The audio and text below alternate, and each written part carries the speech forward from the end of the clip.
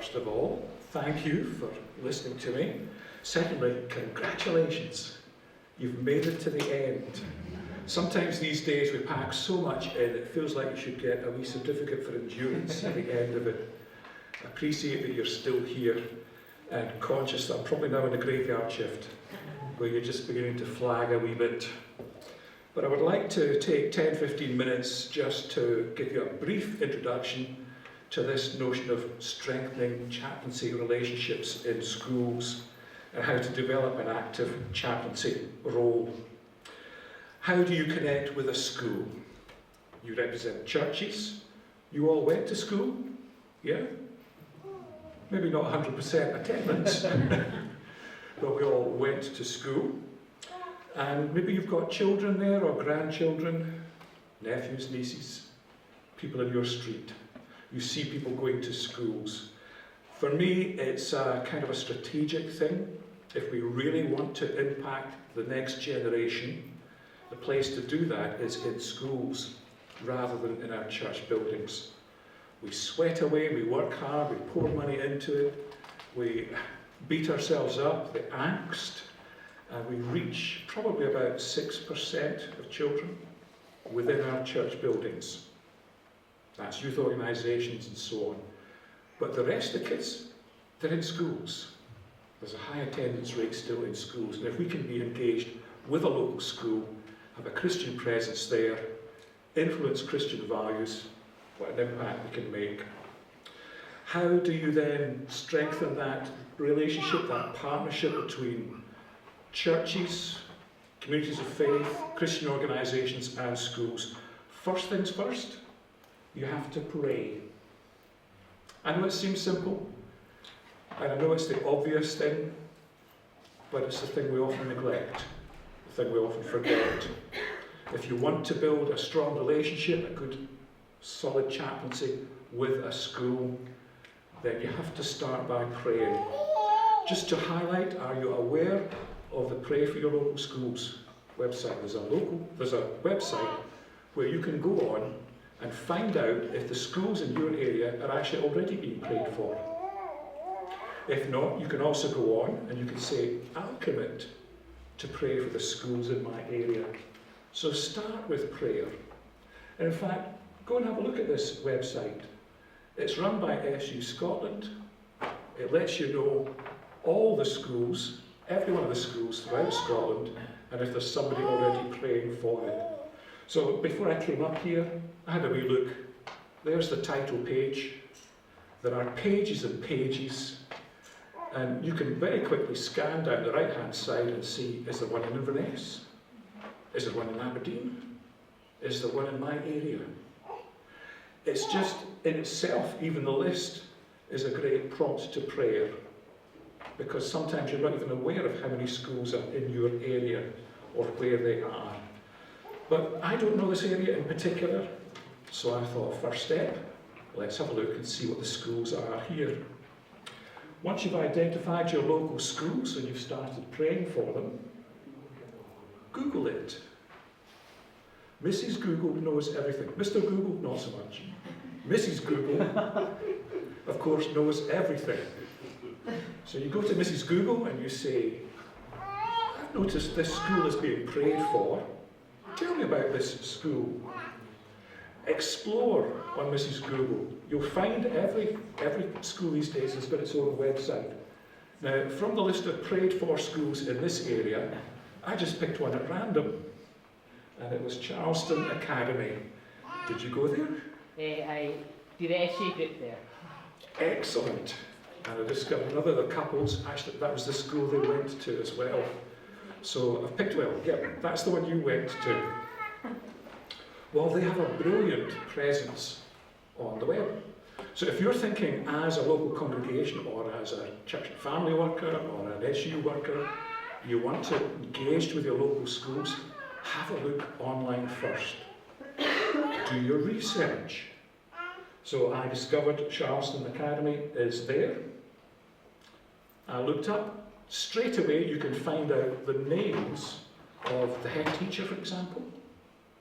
That starts to inform your prayer. It also means if you want to approach the school, You know exactly who to address it to. If I go onto the website for the school, there's the school values.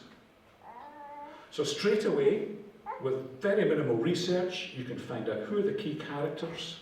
You can go to a school's website, you'll get a breakdown of all the different departments, what they're doing for the curriculum. You might find that there's also a development plan. You'll see the school values, and you'll begin to make connections. You'll begin to think, oh, we could do that. We could help with that. If you look at these values here, very typical of a school these days: teamwork, respect, ambition, and kindness. Are any of those unbiblical? Are any of those unspiritual? They're the very core of what we're about as God's people. And the schools need to do this too. Our schools work on two things. They work on curriculum, learning to know and learning to do. But they also work on character, learning to be and learning to live together. And that's often where their values are focused. And these are the very things that we've had 2,000 years of experience in. So we are natural partners for schools. Pray, research, find out their core values, get the creativity going, think, hey, this fits with what we're about. I wonder how we could help the school with that. Even just doing an image search of a school can be fascinating as well. So I did an image search of Charleston Academy, and I got all sorts of information about the red mite infestation, about the rebuilding programme, but you'll also find the things the school is proud of, the achievements of pupils, what pupils have done, what pupils have won, and you'll see things like that. Again, that should just spark off all sorts of ideas about how you can form a relationship with the school and build on that relationship as well. I think before I go any further, you really have to ask the right question. As somebody who does a lot of work training chaplains and training school staff, there's one question I always get asked, and I dread it. It's, how can I get into my school? How can I get into school X? I think it should be, how can I serve my local school? How can I build that relationship with them? I really want to just give you some quick pointers here, and then open up for a wee bit of discussion as well. But how can I serve? Once you start doing your research and you get to know the school, or maybe you can build on the relationships you already have, you'll discover there's loads in a school calendar that you as a faith community can tie up with. So have a look at the school's calendar. What are the things that you can connect with? There's the obvious, Christmas and Easter. But there's a whole host of other things that schools mark that are opportunities for us as well. So Burns Day, my local primary school takes part in the National Burns competition. They take part in the county-wide one, and they get me to come in as judge. So all the pupils practice, and I sit with the head teacher, and I hear Te Amus until it's echoing through my head. But you listen to these pupils, you praise them, and then the school selects the best, the most confident, puts them forward. It's something very simple, but it gets me known to parents, gets me known to the kids. It helps me build a relationship with the kids. School programme, they also have an annual residential. I go in the residential. There's an opportunity in the school calendar to go in the residential. There's another school contacted me, not when I was connected to before, but they said, our head teacher was talking to your head teacher, and we wondered, would you like to come to the pantomime with us? And I said, yeah, that's fine. I looked at my dad and said, that's fine, I can come in the pantomime, but just for curiosity, why did you think to ask me? And they said, because you're a man.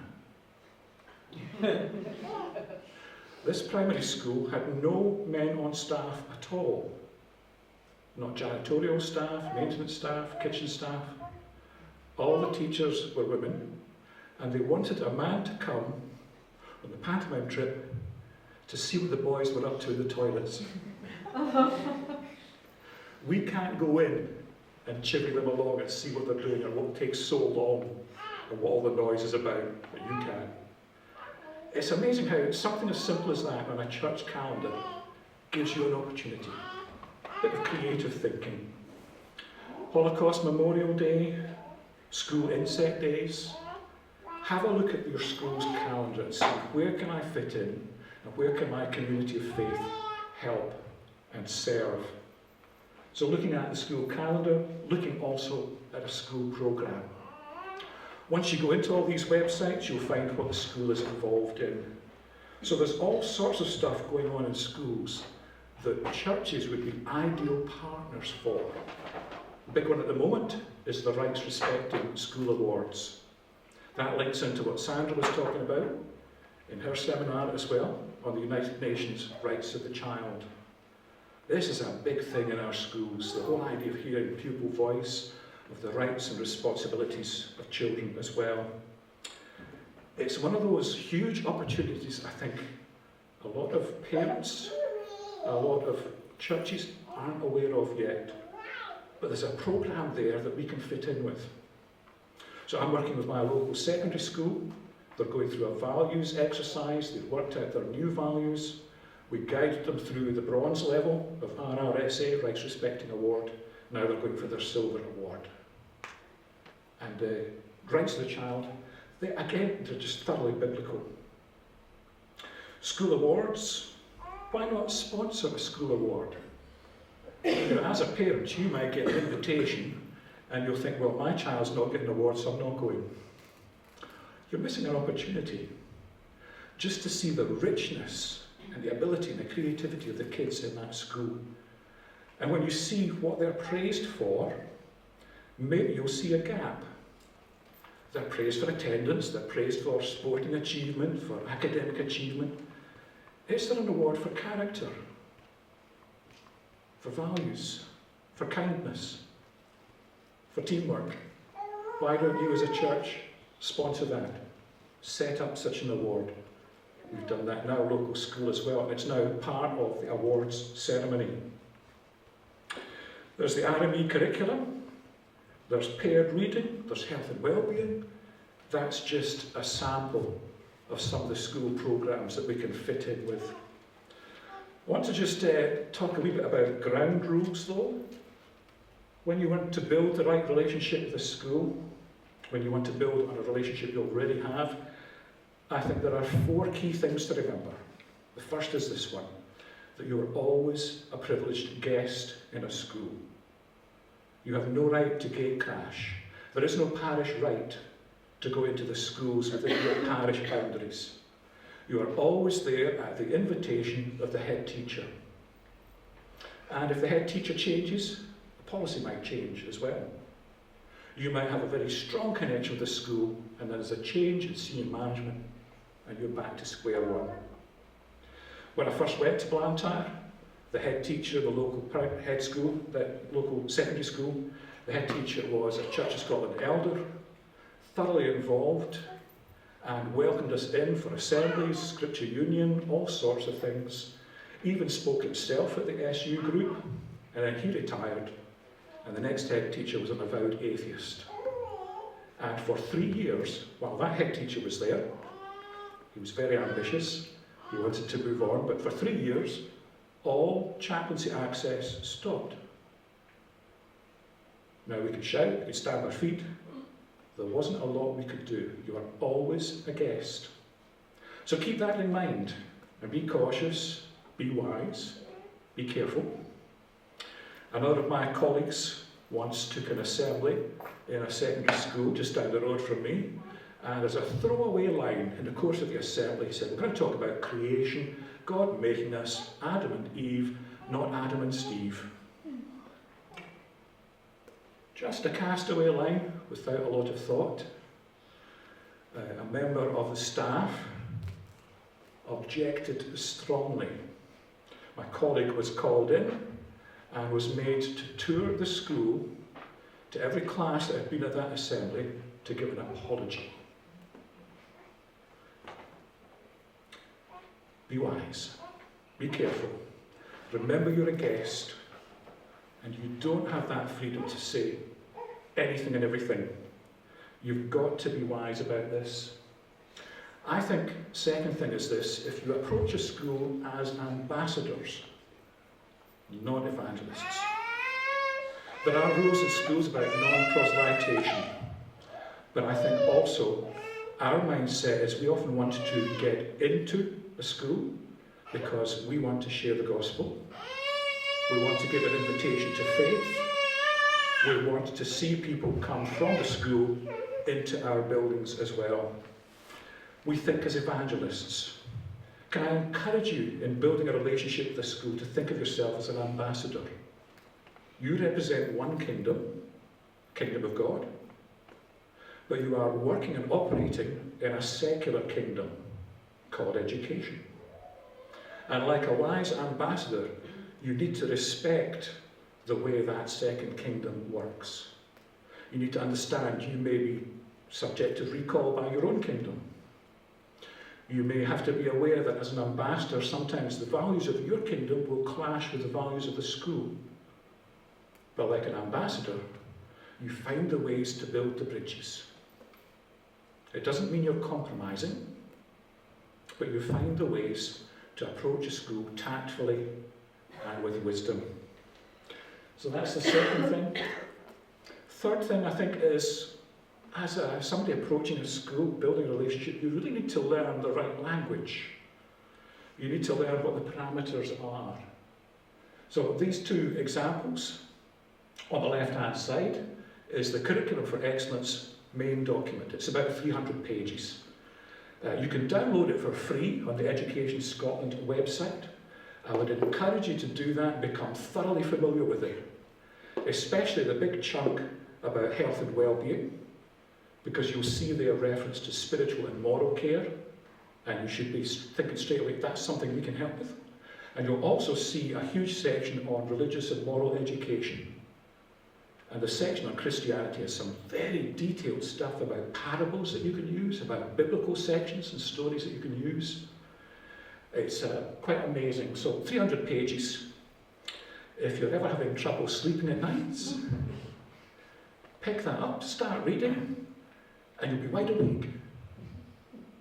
It won't send you to sleep because you'll go, oh wow, this is what we do in SU, this is what we do in Bible Alive, this is what SBS does, this is what your materials provide, all tied to this curriculum.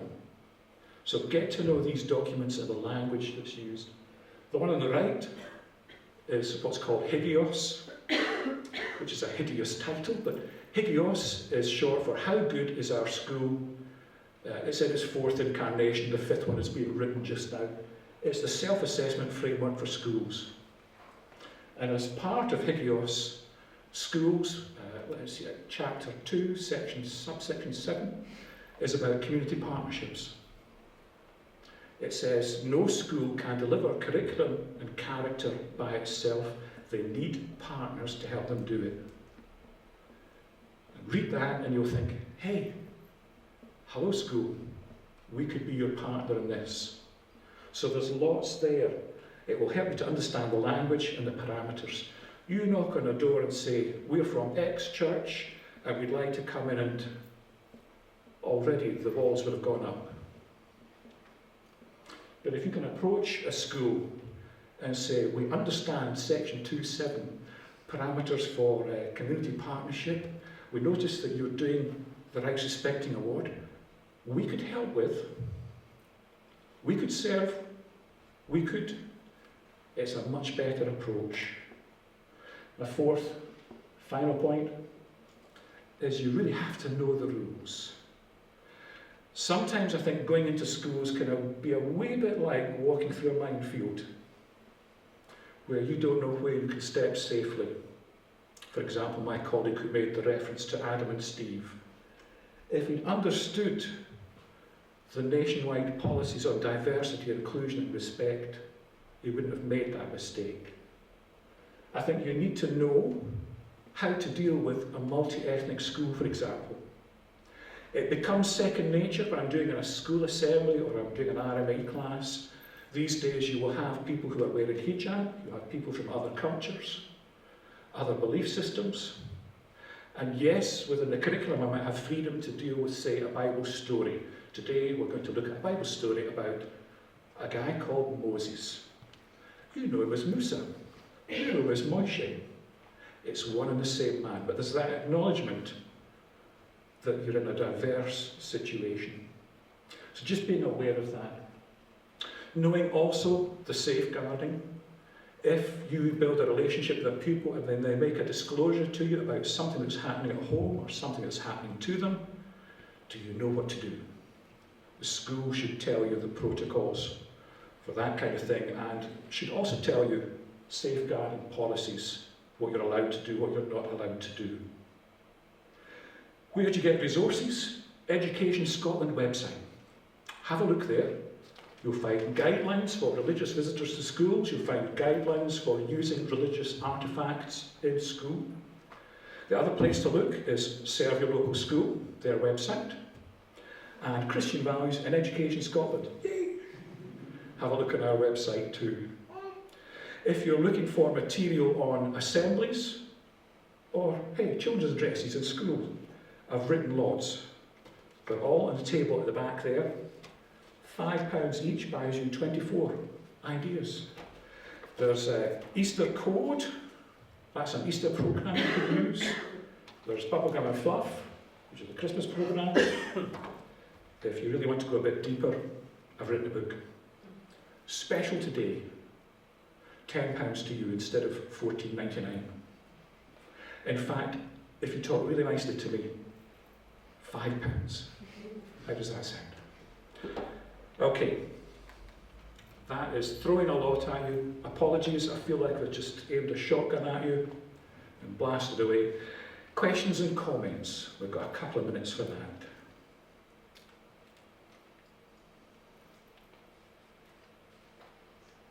Hugo. So, have you any stories that would be helpful for people to hear of examples where it's been possible to build some bridges where initially it was a little bit difficult? Yeah, the one that always sticks in mind was around about the time of Dunblane. You'll be very aware of the episode in Dunblane. In the immediate aftermath of that, every school was exactly the same, parents descending into absolute chaos. And one of my schools called me to say, Steve, we've been so affected by this, the pupils are all upset. Come and do something religious. So literally I went down to the school. I said, give me 5 minutes to put on the ring of confidence, and went down and had a service. It's in those moments of crisis that sometimes there's a, wow, we actually need somebody of faith here. Another episode just a few years ago, a colleague of mine in Lanarkshire, again you might remember this, it was the school trip, winter trip. On the way back, the bus skidded on ice. 2 of the pupils unfortunately were killed. Now again, as news came out, and at that point parents didn't know who'd been affected, they all descended on the school, which shut the gates because they were just overwhelmed.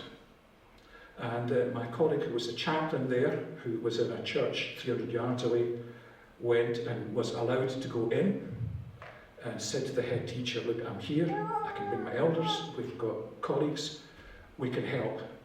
And the answer was no. No, we have educational psychologists coming. And she was told, no, we don't need you.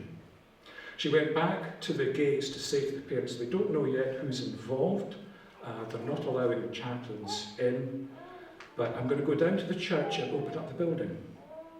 If you want a space just to sit and pray, then I'm heading down there just now.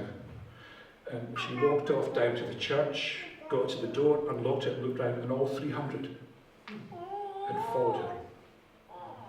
So that literally the whole school community went to the church. And it was impromptu, it was tears, it was heartbreak, it was anger, but it was a safe space to express that. School came looking for them and found them all in the church. Now, from that moment on, South Lanarkshire changed its crisis policy. So it's now written into the crisis policy that in the event of an emergency at school of that kind of nature, educational psychologists will be called, and the chaplains. I find that an enormously positive shift. It took a crisis to prompt it. But I think when you've built the relationship in the small steps, like you were talking about earlier on, small steps, then you're there for the big steps, the big need.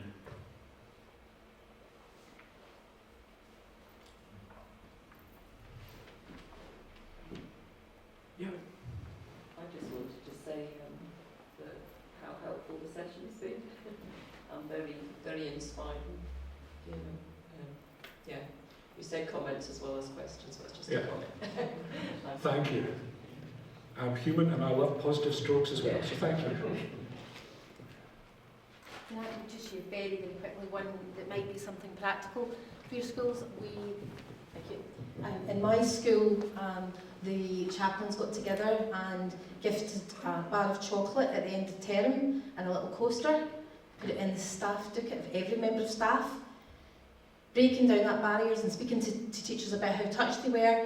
The team were then invited to take part in a healthy well-being staff day as a result of what they did.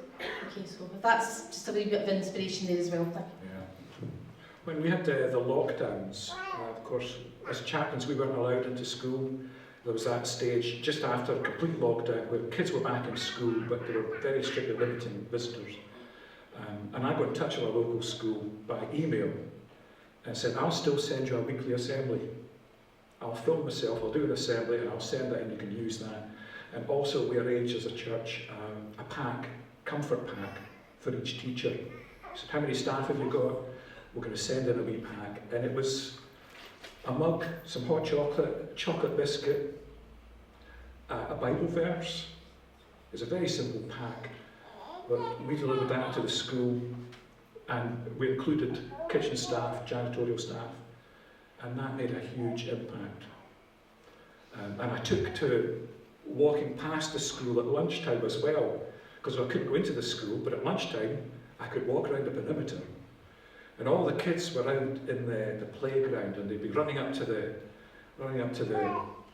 wall to the gate and they'd say, Steve, we saw you at assembly. Hi. And I had to keep 6 feet away, but it kept the contact. It's looking for those opportunities to serve, to care. But I just as a parent, I found that working in the PTA helped a lot to kind of build all the relationships at the beginning, which have kind of led to quite big discussions with teaching staff. Sorry, with teaching staff moving forward, because they know that I'm not just someone there to kind of complain and make it difficult for them, but that I've already helped in practical ways create value and perhaps are more willing to listen to me now. Yeah. I love it when schools see a human face to church, because their perception is often that you are coming to indoctrinate their kids, to brainwash your kids. But if you've already got a link, it doesn't have to be through chaplaincy, it could be through PTA, it could be any relationship you've got with the school, it's one that can be built on.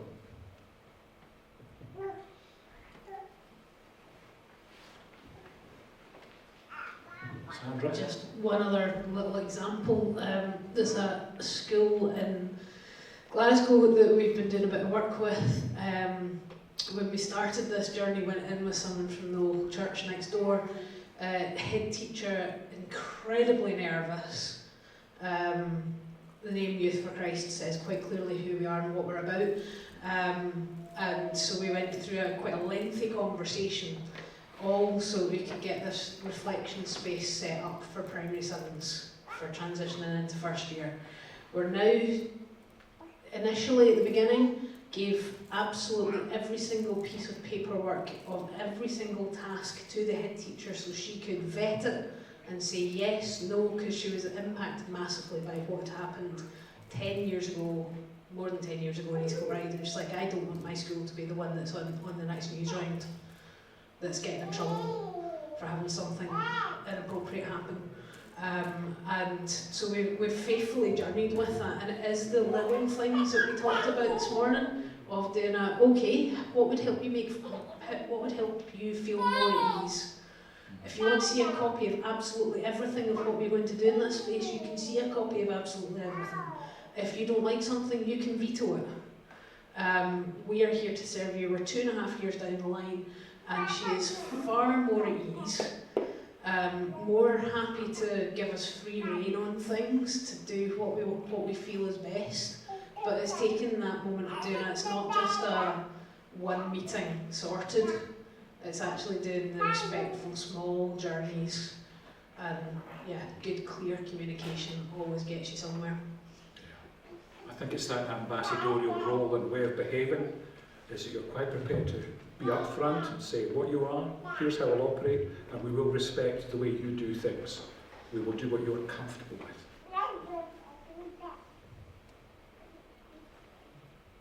Okay, thanks everybody.